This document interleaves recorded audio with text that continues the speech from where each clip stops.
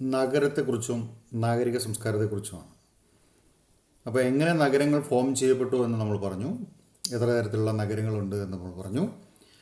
ഇനി നമുക്ക് ആ നഗര ജീവിതത്തിൻ്റെ പ്രത്യേകതകൾ എന്തൊക്കെയാണെന്ന് നോക്കാം. ഇപ്പോൾ ഈ ചിത്രത്തിൽ കാണുന്നത് കണ്ടില്ലേ, ലേ ഔട്ട് ഓഫ് ദി സിറ്റി. ആ ഒരു മാരി എന്ന് പറയുന്ന നഗരം അവിടുത്തെ ഏറ്റവും പ്രധാനപ്പെട്ട ഒരു വാണിജ്യ നഗരമാണ്. ആ മാരി എന്ന് പറയുന്ന നഗരത്തിൽ അതിൻ്റെ ഒരു സ്ട്രക്ചറാണ് കാണുന്നത് കണ്ടില്ലേ, കോട്ടകളാൽ ചുറ്റപ്പെട്ട ആ നഗരത്തിന് നടുക്കൂടെ ഒരു വാണിജ്യപാത കണ്ടോ, ഒരു പുഴ ഒഴുകി പോകുന്നത് കണ്ടില്ലേ. അപ്പോൾ എങ്ങനെയാണ് അതൊക്കെ മാരി എന്ന് പറയുന്ന നഗരം വാണിജ്യ നഗരമായിട്ട് മാറിയത്, അതെങ്ങനെ എത്ര ഫ്ലറിഷ്ഡ് ആയിട്ടുള്ള നഗരമായിട്ട് മാറി എന്നുള്ളതൊക്കെ നമ്മളിനി പഠിക്കാൻ പോകുന്നു. അപ്പോൾ ആ മാരി എന്ന് പറയുന്ന നഗരത്തിൻ്റെ ഒരു ലേ ഔട്ടാണ് നിങ്ങൾ കണ്ടത്. അതിന് ചുറ്റുമുള്ള കൃഷിസ്ഥലങ്ങൾ, നഗരങ്ങൾ കോട്ടയാൽ ചുറ്റപ്പെട്ടത്, അതിൻ്റെ ഉള്ളിൽ വേറൊരു കോട്ട ഒക്കെ നിങ്ങൾ ചിത്രം കാണാം. ഓക്കെ, ഇനി നഗരത്തിലെ ജീവിതം, ലൈഫ് ഇൻ ദി സിറ്റി. നഗരത്തിലെ ജീവിതം എങ്ങനെയൊക്കെ ആയിരിക്കും. അപ്പോൾ നമ്മളൊക്കെ ഗ്രാമത്തിൽ ജീവിക്കുന്ന ആൾക്കാരാണ്. നാഗരിക ജീവിതം എന്ന് പറയുമ്പോൾ കേരളത്തിലെ പ്രധാനപ്പെട്ട മെട്രോപൊളിറ്റൻ സിറ്റീസ് ഏതൊക്കെയാണെന്ന് നിങ്ങൾക്കറിയാം. ആ മെട്രോപൊളിറ്റൻ സിറ്റീസിൽ ഏതെല്ലാം രീതിയിലുള്ള ജീവിത രീതികളുണ്ട്, ഏതെല്ലാം രീതിയിലുള്ള ജീവിതങ്ങളുണ്ട്, അതുപോലെയാണോ നമ്മൾ ജീവിക്കുന്നത്, അല്ലെങ്കിൽ നമ്മൾ ജീവിക്കുന്ന പോലെയാണോ അവർ ജീവിക്കുന്നത്, അവർക്ക് കിട്ടുന്ന എല്ലാ സൗകര്യങ്ങളും നമുക്ക് കിട്ടുന്നുണ്ടോ, അങ്ങനെ ഒരുപാട് മാറ്റങ്ങൾ നമുക്ക് ഗ്രാമവും നഗരവും തമ്മിലുണ്ട്. ഇതിൽ നമുക്ക് നോക്കാനുള്ളത് മെസപ്പൊട്ടേമിയൻ നഗരത്തിലെ ജീവിതം എങ്ങനെയുള്ളതായിരുന്നു. പ്രധാനമായിട്ടും പറയാം, social inequality on the basis of wealth was exist. നഗരത്തിൽ എന്തുണ്ടായിരുന്നു? സാമൂഹിക അസമത്വം ഉണ്ടായിരുന്നു, സോഷ്യൽ ഇനീക്വാളിറ്റി ഉണ്ടായിരുന്നു. എന്തിൻ്റെ അടിസ്ഥാനമാക്കിയിട്ടാണ്? സമ്പത്തിനെ അടിസ്ഥാനമാക്കിയിട്ട് നഗരത്തിൽ സാമൂഹിക അസമത്വം നിലനിന്നിരുന്നു. അപ്പോൾ ഇതെങ്ങനെയാണ് മനസ്സിലായത്? ഇപ്പോൾ ഇത്രയും പ്രാചീനമായ ഒരു നഗരത്തിൽ സാമൂഹിക അല്ലെങ്കിൽ സാമ്പത്തിക സമ്പത്തിനെ അടിസ്ഥാനമാക്കി സാമൂഹിക അസമത്വം ഉണ്ടായിരുന്നു എന്ന് എങ്ങനെയാണ് മനസ്സിലായതെന്ന് ചോദിച്ചാൽ, 1930-കളിൽ ഊർ നഗരത്തിൽ ആർക്കിയോളജിസ്റ്റുകൾ എക്സ്കവേഷൻ നടത്തി. ആ എക്സ്കവേഷനിൽ നിന്ന് കിട്ടിയ അവശിഷ്ടങ്ങളുടെ അല്ലെങ്കിൽ ആ എവിഡൻസിൻ്റെ അടിസ്ഥാനത്തിലാണ് ഇങ്ങനെ ഒരു സോഷ്യൽ ഇനീക്വാളിറ്റി മെസപ്പൊട്ടേമിയയിൽ നിലനിന്നിരുന്നു, അത് സമ്പത്തിനെ അടിസ്ഥാനമാക്കിയായിരുന്നു എന്നൊക്കെ മനസ്സിലാക്കാൻ പറ്റിയത്. ഇപ്പോൾ പ്രധാനമായിട്ടും സമൂഹത്തെ രണ്ടായിട്ട് വിഭജിച്ചിരുന്നു. 2 ക്ലാസ്സുകളായിട്ട്, 2 തട്ടുകളായിട്ട് സമൂഹത്തെ വിഭജിച്ചു. ഒന്ന് റൂളിംഗ് എലൈറ്റ് ക്ലാസ്, രണ്ടാമത്തത് ഓർഡിനറി പീപ്പിൾ. അതായത് ഭരിക്കുന്ന ഉയർന്ന വർഗം, എലൈറ്റ് ക്ലാസ്സാണ്, അത് ഉയർന്ന വിഭാഗമാണ്, അവരാണ് ഭരണവർഗം. രണ്ടാമത്തത് സാധാരണ ജനങ്ങൾ. അപ്പോൾ റൂളിംഗ് എലൈറ്റ് ക്ലാസ് എന്ന് പറഞ്ഞാൽ ആരൊക്കെയാണ്? അവർ എന്താ പറയുക, സ്മാൾ സെക്ഷൻ ഓഫ് സൊസൈറ്റി, സമൂഹത്തിലെ ഒരു ചെറിയ വിഭാഗമാണ് റൂളിംഗ് ക്ലാസ്, അവരാണ് ഉയർന്ന വിഭാഗം. ഈ ഉയർന്ന വിഭാഗത്തിൻ്റെ കയ്യിൽ എന്തുണ്ട്? Possessed a major share of wealth. The possessed, അവർ കൈവശം, അതായത് സമൂഹത്തിൽ അല്ലെങ്കിൽ നഗരത്തിലെ പ്രധാനപ്പെട്ട സമ്പത്തിൻ്റെ ഭൂരിഭാഗവും കൈവശം വെച്ചിരിക്കുന്നത് ആരാണ്? ഈ ചെറിയ എലൈറ്റ് ക്ലാസ്സുകളാണ്. പിന്നെ their buried goods reveals their richness. ഇവർ സമ്പന്നരാണ് എന്ന് എങ്ങനെയാണ് നമുക്ക് മനസ്സിലായത് എന്ന് ചോദിച്ചാൽ ഒരുപാട് കാരണങ്ങളുണ്ട്. എങ്ങനെയാണെന്ന് വെച്ചാൽ അവരുടെ ബറിയൽ സിസ്റ്റം, ആ ശവസംസ്കാര രീതി. അപ്പോൾ അവരുടെ ബറീഡ് ഗുഡ്സ്, അവർ അടക്കം ചെയ്ത വസ്തുക്കളിൽ നിന്ന്, ദെയർ ബറീഡ് ഗുഡ്സ്, അവർ ശവത്തോടൊപ്പം അടക്കം ചെയ്ത് അല്ലെങ്കിൽ അവർ ജീവിച്ചിരുന്ന പ്രദേശത്ത് അടക്കം ചെയ്യപ്പെട്ട എന്താ പറയുക, വിലപിടിപ്പുള്ള വസ്തുക്കൾ, വളരെ റിച്ചായിട്ടുള്ള വസ്തുക്കൾ കണ്ടെത്തി. അപ്പം സ്വാഭാവികമായിട്ടും അതിൽ നിന്ന് മനസ്സിലാക്കാം അവർ വലിയ പണക്കാരായിരുന്നു. അതിലെന്തെല്ലാം ഉണ്ട്? ജ്വല്ലറി ഉണ്ട്, ഗോൾഡ് വെസൽസ് ഉണ്ട്, വുഡൻ മ്യൂസിക്കൽ ഇൻസ്ട്രുമെൻറ്റ്സ് ഉണ്ട്, ഗോൾഡൻ ഡഗാർ ഉണ്ട്, ഒരുപാട് ഐറ്റംസ് ഉണ്ട് അല്ലേ. അവരുടെ സ്ഥലത്ത് നിന്ന് കണ്ടെത്തിയിട്ടുള്ളത് എന്തൊക്കെയാണ്? ഒരുപാട് സ്വർണത്തിൻ്റെ ആഭരണങ്ങൾ, സ്വർണത്തിൻ്റെ പാത്രങ്ങൾ, പിന്നെയോ മരം കൊണ്ടുള്ള മ്യൂസിക്കൽ ഇൻസ്ട്രുമെൻറ്റ്സ്, സ്വർണം കൊണ്ടുള്ള ഒരുപാട് ഉപകരണങ്ങൾ, ഇതൊക്കെ എവിടുന്ന് കണ്ടെത്തിയിട്ടുണ്ട്? ഇതൊക്കെ റിച്ച് പീപ്പിൾസ് അല്ലെങ്കിൽ എലൈറ്റ് ക്ലാസ് ജീവിച്ചിരുന്ന സ്ഥലത്ത് നിന്ന് കണ്ടെത്തിയിട്ടുണ്ട്. പിന്നെ രണ്ടാമത്തെ വിഭാഗമാണിത്, ഓർഡിനറി പീപ്പിൾ. സ്വാഭാവികമായിട്ടും നമുക്കറിയാം മേജർ സെക്ഷൻ ഓഫ് സമൂഹത്തിലെ ഏറ്റവും ഒരുപാടുള്ള വിഭാഗമാണ് ഓർഡിനറി പീപ്പിൾ.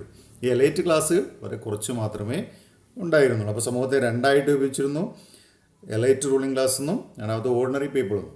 അപ്പോൾ മനസ്സിലാക്കാൻ നമ്മൾ പറഞ്ഞു, അവരുടെ ജീവിച്ചിരുന്ന സ്ഥലത്ത് അവർക്ക് ഒരുപാട് വിലപിടിപ്പുള്ള സാധനങ്ങൾ കിട്ടിയതുകൊണ്ട് അവർ സമ്പന്നരായിരുന്ന ആൾക്കാരായിരുന്നു മനസ്സിലാക്കുക. ഇനി അവരുടെ ഫാമിലി ലൈഫ്. മെസപ്പൊട്ടേമിയൻ നഗരത്തിലെ ഫാമിലി ലൈഫ് എന്ന് പറയുന്നത് എന്താ പറയുക ഒരു എന്ത് ഫോളോ ചെയ്തിരുന്നു, ന്യൂക്ലിയർ ഫാമിലി സിസ്റ്റമാണ് അവർ ഫോളോ ചെയ്തിരുന്നത്. അണുകുടുംബ വ്യവസ്ഥിതിയായിരുന്നു എവിടെ ഉണ്ടായിരുന്നത്, മെസപ്പൊട്ടേമിയൻ നഗരങ്ങളിൽ ഉണ്ടായിരുന്നത്. അതിൽ ഫാദർ ആയിരുന്നു കുടുംബത്തിൻ്റെ തലവൻ, പിതാവായിരുന്നു കുടുംബത്തിൻ്റെ തലവൻ.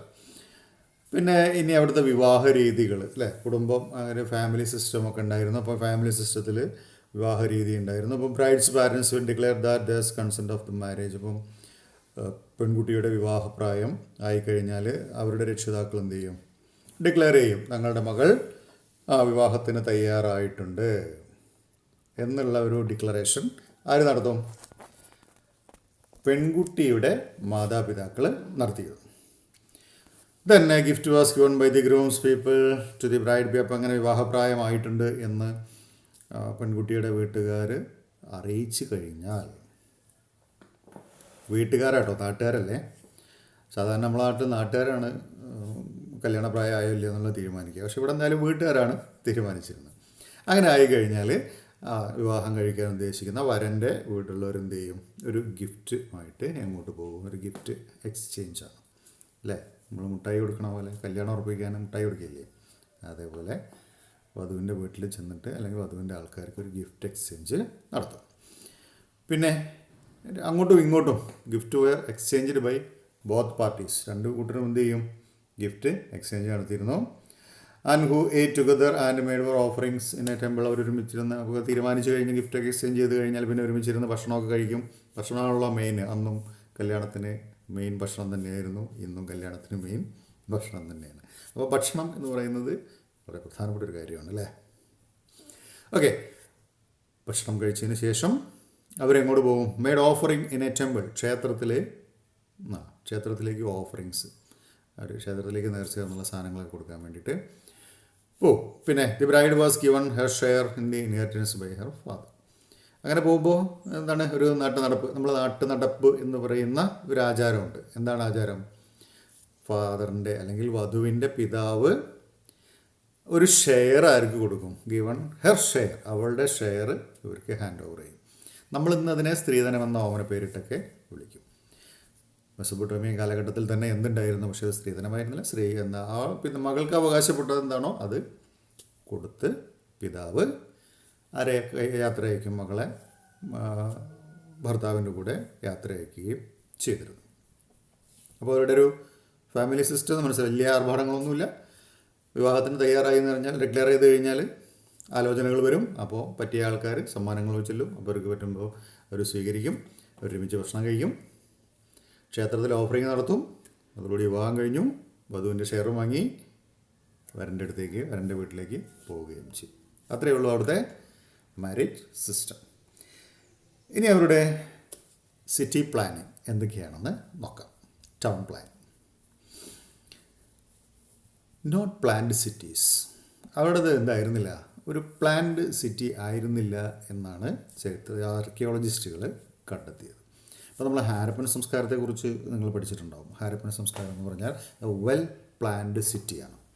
ലോകത്തിലെ ഏറ്റവും പ്രാചീനമായ സംസ്കാരങ്ങളിലൊന്നാണ് ഹാരപ്പൻ സംസ്കാരം. അതായത് മെസപ്പൊട്ടേമിയൻ സംസ്കാരത്തിൻ്റെ കാലഘട്ടത്തിൽ തന്നെ നിലനിന്നിരുന്ന ഒരു സംസ്കാരമാണ് ഹാരപ്പൻ സംസ്കാരം. ഹാരപ്പൻ സംസ്കാരം വളരെ പ്ലാൻഡ് ആയിട്ടുള്ള ഒരു സംസ്കാരമായിരുന്നു. വെൽ അറേഞ്ച്ഡ് ബിൽഡിങ്സ് ആയിരുന്നു അവിടെ ഉണ്ടായിരുന്നു. പക്ഷേ മെസപ്പൊട്ടേമിയൻ സംസ്കാരം എന്തായിരുന്നില്ല, ദർ ഇസ് നോ പ്ലാനിങ്. അവർക്ക് ഒരു പ്ലാനിങ് ഉണ്ടായി. അവർ എന്താ പറയുക, നാരോ വിൻ സ്ട്രീറ്റ്, വളരെ ഇടുങ്ങിയ സ്ട്രീറ്റ് ലൈനുകളൊക്കെ അവർ നിർമ്മിച്ചു. എന്നുവെച്ചാൽ it's not suitable for travelling on wheeled cart. അത് കാളവണ്ടിക്ക് പോലും നടക്കാൻ പറ്റാത്ത രീതിയിലുള്ള റോഡുകൾ അവർ നിർമ്മിച്ചു. അപ്പോൾ അത്രയ്ക്ക് വീതിയൊന്നും ഇല്ലാത്ത ഒരാൾക്ക് നടന്നു പോകാൻ പറ്റുന്ന ഇടുങ്ങിയ റോഡുകളൊക്കെയാണ് അവർ നിർമ്മിച്ചിരുന്നത്. അതുകൊണ്ട് തന്നെ സാധനങ്ങൾ ഒരു സ്ഥലത്ത് നിന്ന് മറ്റൊരു സ്ഥലത്തേക്ക് എത്തിച്ചിരുന്നത് ഡോങ്കീസ് ബാക്കിലായിരുന്നു. വെച്ചാൽ കഴുതപ്പുറത്ത് ഏറ്റിയിട്ടാണ് സാധനങ്ങൾ ഒരു സ്ഥലത്ത് നിന്ന് മറ്റൊരു സ്ഥലത്തേക്ക് അവർ എത്തിച്ചിരുന്നത്. പിന്നെ വീടുകൾ ഉണ്ടാക്കിയിരുന്നത് irregular shapes of house plots ആണ്. ഇറഗുലർ ഷേപ്സാണ്. ഒരു ഇറഗുലർ ഷേപ്പിലില്ലാതെ ഓരോരുത്തരും തോന്നിയ പോലെ, ഇപ്പോൾ നമ്മൾ ഉണ്ടാക്കുന്ന പോലെ അല്ലേ, നമ്മളിപ്പോൾ ഓരോരുത്തരും ഒരു വീടിൻ്റെ ഷേപ്പിലല്ലല്ലോ മറ്റേ വീട് ഉണ്ടാക്കുന്നത്. അപ്പോൾ ഒരു ഇറഗുലർ ഷേപ്പിലാണ്. പക്ഷേ ഹാരപ്പൻ സംസ്കാരം അങ്ങനെ ആയിരുന്നില്ല. ഹാരപ്പൻ വളരെ സ്ട്രെയിറ്റ് ആയിട്ടുള്ള ലൈന്, എല്ലാ സൗകര്യങ്ങളും കൂടിയ റോഡ്, ആ റോഡിന് ഇരുവശവും കൃത്യമായ ഒരേ രീതിയിൽ വീടുകൾ, ഈ അപ്പാർട്ട്മെൻറ്റുകളൊക്കെ നിർമ്മിക്കുന്ന പോലെയാണ് ഹാരപ്പൻ സംസ്കാരത്തിലുണ്ടായിരുന്നത്. പക്ഷേ മെസപ്പൊട്ടേമിയയിൽ അങ്ങനെയൊന്നും ഉണ്ടായിരുന്നില്ല. Regular shapes of house plots. പിന്നെ there was no street drain like contemporary Mohenjodaro. ആ കാലഘട്ടത്തിൽ തന്നെ ഉണ്ടായിരുന്നൊരു സംസ്കാരമാണ് ഹാരപ്പൻ സംസ്കാരം. അതിലെ പ്രധാനപ്പെട്ട ഒരു നഗരമാണ് മോഹൻജദാരോ. മോഹൻജദാരോയിൽ കൃത്യമായ ഡ്രെയിനേജ് സിസ്റ്റം ഉണ്ടായിരുന്നു. നഗരത്തിലെ മാലിന്യങ്ങളൊക്കെ അഴുക്കുചാലിലൂടെ അവർ ദൂര സ്ഥലങ്ങളിൽ എത്തിച്ചിരുന്നു. മോഹൻജദാരോയിൽ മീൻസ് ഹാരപ്പൻ സംസ്കാരത്തിൽ ഇങ്ങനത്തെ ഒരു സമ്പ്രദായം എവിടെ ഉണ്ടായിരുന്നില്ല? മെസപ്പൊട്ടേമിയയിൽ ഉണ്ടായിരുന്നില്ല. അവിടെ അവർക്ക് അഴുക്കുചാൽ സമ്പ്രദായമോ തെരുവിലെ മാലിന്യങ്ങൾ എങ്ങനെ ഡിസ്പോസ് ചെയ്യണമെന്ന് പോലും അതിനുള്ള പദ്ധതികളൊന്നും അവിടെ ഉണ്ടായിരുന്നില്ല. മെസപ്പൊട്ടേമിയയിൽ ഉണ്ടായിരുന്നില്ല. There was no street drains like the contemporary Mohenjo-daro. Drains and clay pipes were found in inner courtyard of the house in Ur. അപ്പോൾ ഇങ്ങനെയുള്ള മാലിന്യങ്ങളൊക്കെ എവിടുന്ന് കിട്ടിയിട്ടുണ്ട്? Clay pipes, trains and clay pipes were found in inner courtyard of the house of Ur. ഊർ നഗരത്തിലെ വീടിൻ്റെ inner കോർട്ട്യാർഡിൽ നിന്ന്, അതായത് അവിടെ നടുമുറ്റത്ത് നിന്ന് എന്ത് കിട്ടിയിട്ടുണ്ട്? ഈ ട്രെയിൻസിൻ്റെ മാലിന്യത്തിൻ്റെയൊക്കെ അവശിഷ്ടങ്ങളും ക്ലേ പൈപ്പിൻ്റെയൊക്കെ അവശിഷ്ടങ്ങൾ അവിടെ നിന്ന് കിട്ടിയിട്ടുണ്ട്. പിന്നെ house roofs sloped inwards the rain water was channelled by the drain pipes into the sump in the inner courtyard. അപ്പോൾ അവരുടെ വീടിൻ്റെ നിർമ്മാണമാണ്. അപ്പോൾ വീടിൻ്റെ മേൽക്കൂര അവരെന്ത് ചെയ്തിരുന്നു? സ്ലോപ്ഡ് ഇൻവാർഡ്, ഉള്ളിലേക്ക് ഇങ്ങനെ എന്ത് ചെയ്തിരുന്നു? സ്ലോപ്പാക്കിയിട്ടാണ്. അപ്പോൾ മഴ പെയ്യുകയാണെങ്കിൽ വെള്ളം നേരെ ഉള്ളിൽ വന്ന് വീണ്, അതായത് നടുമുറ്റത്ത് വീണ് അവിടെ നിന്നുള്ളൊരു പൈപ്പ് വഴി ഒഴുകി പോകാനുള്ളൊരു പൈപ്പൊക്കെ അവർ നിർമ്മിച്ചിരുന്നു. Some in the inner courtyard. അപ്പോൾ അങ്ങനെ വെള്ളം വീഴാനും അത് ഒഴുകിപ്പോകാനുള്ള പൈപ്പും എല്ലാം അവർ നടുമുറ്റത്താണ് ഉണ്ടാക്കിയിരുന്നത്. വീടിന് ഇന്നർ കോർട്ട്യാർഡ്, അതായത് സ്ലോപ്ഡ് ഇൻവാർഡാണ്, ഉള്ളിലേക്ക് ചരിച്ചാണ് അവർ മേൽക്കൂര അങ്ങനെ ഉണ്ടാക്കിയിരുന്നത്. സംഭവം was A covered basin in the ground in which water flow. അപ്പോൾ അങ്ങനെ വെള്ളം ഒഴുകി പോകുന്നതിനുള്ള ഒരു ഒരു ബേസിൻ പോലെയുള്ള സംവിധാനം അത് എന്തായിരുന്നു അവിടെ സിസ്റ്റമാറ്റിക് ആയിട്ട് അവർ ഉണ്ടാക്കിയിരുന്നു. പക്ഷേ അതുപോലെ ഉണ്ടായിരുന്നില്ല. മോഹൻജദാരോയെ പോലെ വളരെ നീറ്റ് ആൻഡ് ക്ലീൻ ആയിട്ടുള്ള ഒരു സിസ്റ്റം ആയിരുന്നില്ല എവിടെ ഉണ്ടായിരുന്നത്? മെസപ്പൊട്ടേമിയയിൽ ഉണ്ടായിരുന്നത്. And this would have been a way to preventing the unpaved street from becoming slushy after rainfall. അപ്പോൾ അവർ നഗരങ്ങളിൽ ഈ പാതകൾ, സ്ട്രീറ്റിലെ വഴികളൊന്നും എന്ത് ചെയ്തിരുന്നില്ല, ഇഷ്ടിക വിരിക്കുകയോ കട്ട വിരിക്കുകയോ അപ്പോൾ നമ്മൾ ടാർ ചെയ്യുന്ന പോലെ അവരൊന്നും അങ്ങനെ കൃത്യമായിട്ടൊന്നും ചെയ്തിരുന്നില്ല. അതുകൊണ്ട് തന്നെ ഒരു മഴ പെയ്ത് കഴിഞ്ഞാൽ എന്തായിരുന്നു? നഗരത്തിലെ റോഡുകളെല്ലാം ചളിപ്പിളി ആയിരുന്നു. ഓക്കെ.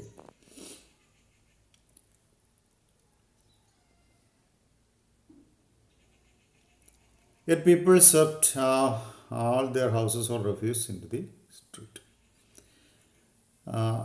അപ്പോൾ എന്ത് ചെയ്തു? നഗരത്തിലേക്ക് അല്ലെങ്കിൽ റോഡ് ചളി ഇങ്ങനെ കയറാതിരിക്കാൻ വേണ്ടി അവർ പൊക്കിയൊക്കെയാണ് വീടുകൾ നിർമ്മിച്ചിരുന്നത്. അതായത് എപ്പോഴും ചളിയായിരുന്നത് കൊണ്ട് തന്നെ ആൾക്കാർ വീടിനുള്ളിലേക്ക് ചളി കയറാതിരിക്കാനുള്ള സംവിധാനം അവർ ചെയ്തിരുന്നു. And this made street level rise and over the threshold of the house and also rise the pavement mud flow into the houses. Prevent mud flow, അതായത് ചളിവെള്ളം അപ്പം റോഡിൽ ചളി ആയതുകൊണ്ട് ചളിവെള്ളം ഉള്ളിലേക്ക് കയറാതിരിക്കാൻ വേണ്ടിയിട്ട് സ്ട്രീറ്റ് ലെവലിൽ നിന്നും ഉയർത്തിയാണ് അവർ എന്ത് നിർമ്മിച്ചിരുന്നത്? വീടിൻ്റെ തറയൊക്കെ കെട്ടിയിരുന്നത്. വെള്ളം ഉള്ളിലേക്ക്, അപ്പോൾ സ്ട്രീറ്റിലേക്ക് ഇറങ്ങാൻ അവർ സ്റ്റെപ്പുകളൊക്കെ നിർമ്മിച്ചിരുന്നു. ദെൻ ഹൗസിംഗ് പാറ്റേൺ എന്താണ് എന്നുള്ളത്, അവരുടെ വീടിൻ്റെ നിർമ്മാണ രീതികൾ. Houses built around the open courtyard, തുറന്ന നടുമുറ്റത്തോടു കൂടിയ വീടുകളാണ് അവർ നിർമ്മിച്ചിരുന്നത്. They used doorways opening to the courtyard as ventilators not in the windows. വീടിൻ്റെ ജനലുകളൊന്നും ഉണ്ടായിരുന്നില്ല, പകരം അവർ വെന്റിലേറ്ററുകളായിട്ടാണ് നിർമ്മിച്ചിരുന്നത്. അവരുടെ വാതിലുകളൊക്കെ തുറന്നിരുന്നത് നടുമുറ്റത്തേക്കായിരുന്നു, പുറത്തേക്കായിരുന്നില്ല. നടുമുറ്റത്തേക്ക് തുറക്കുന്ന രീതിയിലാണ് അവർ വാതിലുകളൊക്കെ നിർമ്മിച്ചിരുന്നത്. അവർ കൂടുതൽ പ്രാധാന്യം കൊടുത്ത വെന്റിലേറ്റേഴ്സിനായിരുന്നു, ജനലിനായിരുന്നില്ല. പിന്നെ അവർക്ക് കുറച്ച് അന്ധവിശ്വാസങ്ങളൊക്കെ ഉണ്ടായിരുന്നു. Superstition about houses. ഇപ്പം നമുക്കുണ്ട് വീടുകളിലെ ചില അന്ധവിശ്വാസങ്ങളൊക്കെ ഉണ്ടല്ലോ. വാസ്തുശാസ്ത്രം അന്ധവിശ്വാസമാണെന്നൊരു കൂട്ടർ പറയും, അല്ല എന്ന് വേറൊരു കൂട്ടർ പറയും. പിന്നെ വീട് വയ്ക്കുമ്പോൾ ചില കാര്യങ്ങളെ ശ്രദ്ധിക്കണം എന്നൊക്കെ പറയാറുണ്ടല്ലേ. അത് വിശ്വാസമാണോ അന്ധവിശ്വാസമാണോ എന്നുള്ളത് വിശ്വാസമില്ലാത്തവരെ സംബന്ധിച്ചത് അന്ധവിശ്വാസവും വിശ്വാസികളെ സംബന്ധിച്ചത് വിശ്വാസവുമാണ്. എന്തായാലും ചില അന്ധവിശ്വാസങ്ങൾ, സൂപ്പർസ്റ്റിഷൻസ് ആർക്കും ഉണ്ടായിരുന്നു? ഹരപ്പയിലെ നമ്മൾ പറയുന്നത് മെസപ്പൊട്ടേമിയയെക്കുറിച്ചാണ്. മെസപ്പൊട്ടേമിയയിലെ ജനങ്ങൾക്കും ഉണ്ടായിരുന്നു. ഓക്കെ. അപ്പോൾ എന്തൊക്കെയായിരുന്നു അവരുടെ അന്ധവിശ്വാസങ്ങൾ? They were recorded in omen tablets at Ur. Ur നഗരത്തിൽ നിന്ന് കിട്ടിയ ടാബ്ലറ്റിൽ ഇവർ ഇത് റെക്കോർഡ് ചെയ്ത് വെച്ചിട്ടുണ്ടായിരുന്നു, അവർ എഴുതി വെച്ചിട്ടുണ്ടായിരുന്നു അവരുടെ വിശ്വാസങ്ങൾ എന്തൊക്കെയാണ്.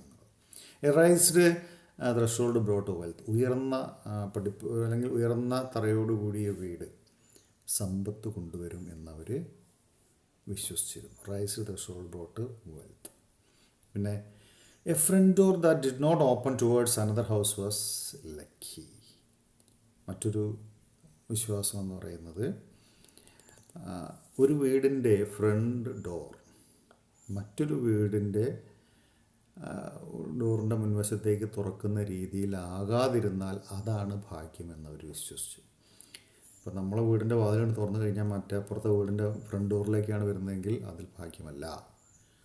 A front door that did not open towards another house was lucky. മറ്റൊരു വീടുമായിട്ടോട് ചേർന്ന് അല്ലെങ്കിൽ മറ്റൊരു വീട് കാണുന്ന രീതിയിൽ വാതിലുകൾ തുറക്കുന്നത് ഭാഗ്യമല്ല, നിർഭാഗ്യമാണെന്നാണ് അവർ കരുതിയത്. അപ്പോൾ അങ്ങനത്തെ അങ്ങനത്തെ വാതിലുകൾ ഉണ്ടാക്കാതിരിക്കാൻ അവർ പ്രത്യേകം ശ്രദ്ധിച്ചിരുന്നു.